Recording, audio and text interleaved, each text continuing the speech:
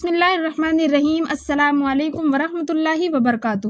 یہ داستان ہے پھلوں سے لدے ہوئے اس باغ کی جو آسمانی بجلی گرنے سے جل کر راکھ ہو گیا تھا، اور یہ باغ کے مالکوں کے لیے مکافات عمل تھا، کیونکہ ان لوگوں نے محتاجوں اور کمزور افراد کو ان کا حق دینے سے انکار کیا تھا۔ قرآن پاک کی سورہ قلم کی آیت نمبر 16 سے 33 میں اس واقعے کا ذکر ملتا ہے۔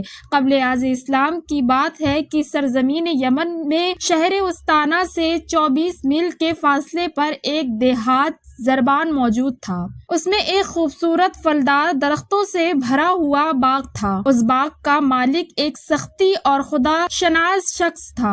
وہ ضرورت مندوں اور محتاجوں کا اس قدر خیال کرتا تھا کہ اس بات سے اپنی ضرورت کے مطابق آمدنی دیتا اور باقی فقراء و مساکین میں تقسیم کر دیتا تھا۔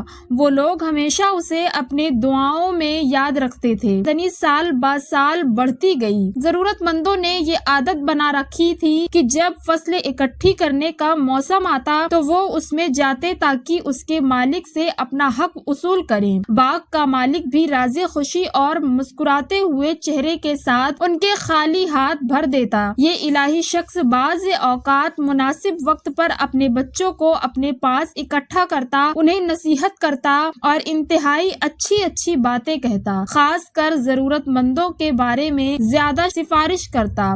رضائے خدا حاصل کرنے کے لیے ان کی طرف ضرور توجہ کرنا چاہیے۔ آمدنی سے انہیں ان کی ضرورت کے مطابق دیتا، یہاں تک کہ اس شخص نے اپنے عمر کے آخری حصے میں اپنی اولاد کو اپنی وصیت میں زیادہ تاکید کی کہ کہیں ایسا نہ ہو کہ آپ لوگ ضرورت مندوں کو محروم کریں، لیکن افسوس کہ ان کے پاس سننے والے کان ہی نہ تھے۔ غرور، تکبر اور غفلت نے باپ کی محبت آمیز نصیحتوں کو سننے اور ان پر عمل کرنے سے انہیں روک کے رکھا۔ آخرکار اس مرد کی موت آ گئی اور وہ دنیا سے چل بسا۔ اب باغ اس کے بیٹوں کے ہاتھوں میں آ گیا۔ انہوں نے اپنے باپ کی وصیتوں کو فراموش کر دیا، یہاں تک کہ انہوں نے مل کر قسم کھائی کہ باغ کی آمدنی صرف خود پر خرچ کریں گے اور ضرورت مندوں کو کچھ نہیں دیں گے۔ ہم خود بال بچوں والے ہیں، لہٰذا باغ اور زراعت کی آمدنی اپنے لیے اکٹھی کریں گے۔ وہ لوگ اپنے اس پروگرام میں اس قدر سنجیدہ تھے کہ انہوں نے انشاءاللہ تک نہ کہا۔ جب فصل اکٹھی کرنے کا موسم آیا تو انہوں نے باہم مل کر ارادہ کیا کہ کل صبح سویرے غریبوں کی نظروں سے بچتے بچاتے باغ کے پھل توڑ کر لے آئیں گے۔ ضرورت مندوں و محتاج ان کے باپ کے زمانے کی طرح اس امید سے باغ میں گئے کہ انہیں ان کا حق دیا جائے، لیکن وہ محروم لوٹے۔ اللہ تعالیٰ نے ان کا جوش دنیا پرست اور مغرور مالکہ نے باغ پر قبض اٹھایا۔ آدھی رات کے وقت موت کی نیند سنانے والی آسمانی بجلی اس باغ پر گرائی، اسے سرسبز باغ کو جلا کر سیاہ راگ کے مانند کر دیا، اور اس باغ میں راگ کے علاوہ کوئی چیز باقی نہ رہی۔ سارا باغ جل کر کالی راکھ جیسا ہو گیا۔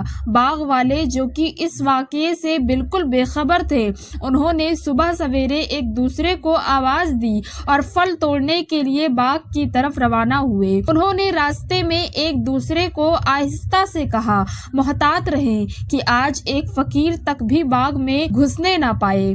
جب وہ باغ میں پہنچے تو وہاں پر مٹھی بھر راکھ دیکھی، ہر شے جلی ہوئی پائی تو اس قدر چکرا گئے کہ انہیں یقین نہیں آ رہا تھا۔ انہوں نے ایک دوسرے سے کہا، ہم راستہ بھول گئے ہیں۔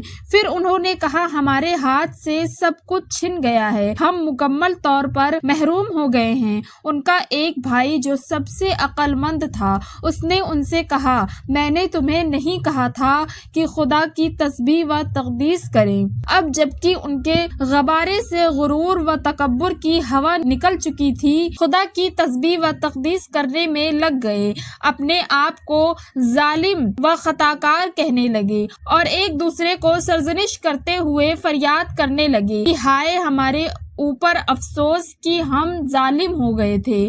آخر کار وہ ہلا و فریب کی وجہ سے کیفر کردار تک پہنچے اور اپنے کیے پر سخت پچھتانے لگے، لیکن اس ناگہانی عذاب نے ان باغ والوں کو اس قدر ہلا کر راکھ بنا دیا، انہوں نے اس سے درس ابتر لیا، خاص کر اپنے ایک بھائی جو باقی تمام سے زیادہ عقل مند تھا، کی نصیحت سے وہ خواب غفلت سے بیدار ہوئے اور توبہ کر لی، اور انہوں نے اپنے دل خدا سے وابستہ کرتے ہوئے کہا، امید ہے کہ خدا ہمیں اس سے بہتر باغ عطا کرے گا۔ عبداللہ بن مسعود رضی اللہ تعالیٰ عنہ سے نقل ہوا ہے کہ جب انہوں نے حقیقی توبہ کر لی تو اللہ تعالیٰ نے ان کی صداقت کو جانتے ہوئے انہیں سرسبز و شاداب باغ عطا کیا۔ اس کے درخت اچھی نسل کے پھلوں سے بھرے ہوئے تھے، خاص کر اس میں ایک انگور کے گوشے اس قدر بڑھے تھے کہ آج تک ان کے مانند کسی نے نہیں دیکھے تھے۔ بے شک اللہ تعالیٰ کی بارگاہ میں سچے دل کے ساتھ کی ہوئی توبہ بڑے سے بڑے گناہ کو دھو ڈالتی ہے۔ اللہ تعالیٰ ہمیں گناہوں سے بچائیں اور نیک اعمال بجا لانے کی توفیق عطا فرمائیں، آمین۔ امید ہے کہ آج کی ویڈیو آپ کو پسند آئی ہوگی۔ اگر آپ کو یہ ویڈیو اچھی لگی تو اسی طرح کی ویڈیو دیکھنے کے لیے ہمارے اس چینل کو ضرور سبسکرائب کیجیے۔ ملتے ہیں اگلی ویڈیو میں، تب تک کے لیے اللہ حافظ۔